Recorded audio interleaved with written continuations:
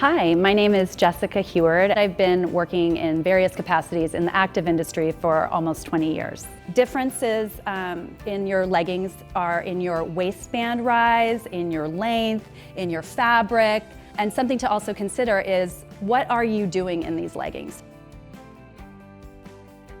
One of the things I'd like to show you here is this is an example of a mid-rise. So this is going to hit you about at your belly button.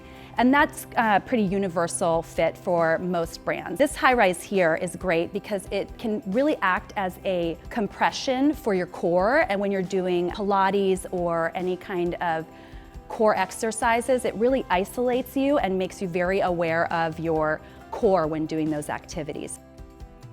Another thing I mentioned about finding the right fit for you is the length. So there are several different lengths in leggings. We have a full length ankle, a midi, which is about a 7/8, and then we have a crop, which hits about mid-calf. So depending on your activity and the temperature in either the gym or outside, you might want to go with a different length inseam. When you're looking at your legging fit on your body, it's very important to check a couple of places to ensure proper fit.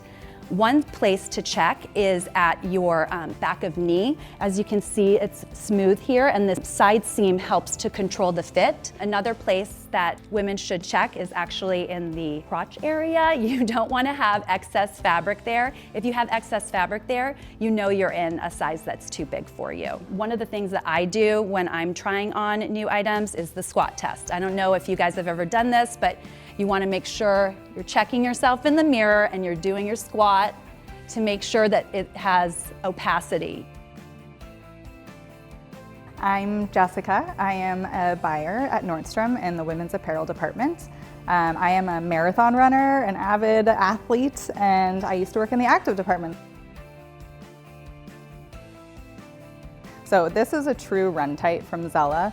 And the way that you know that something is meant for running versus your boot camp class or a spin class is that it actually has a tie waistband.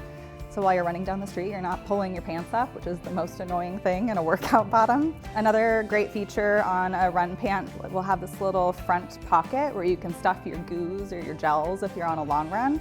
And then it has this little secret cubby with a zipper in the back. This is actually a reflective seam on the Zella pants. And then this is the difference in a true training pant versus running pant is this is not going to have any sort of waist tie, but it is really high-waisted and has your back paneling. So if you're laying on the floor doing sit-ups or something where you're on your back, you don't have to worry about your pants rolling down or your shirt riding up because you have a little bit more coverage on the front.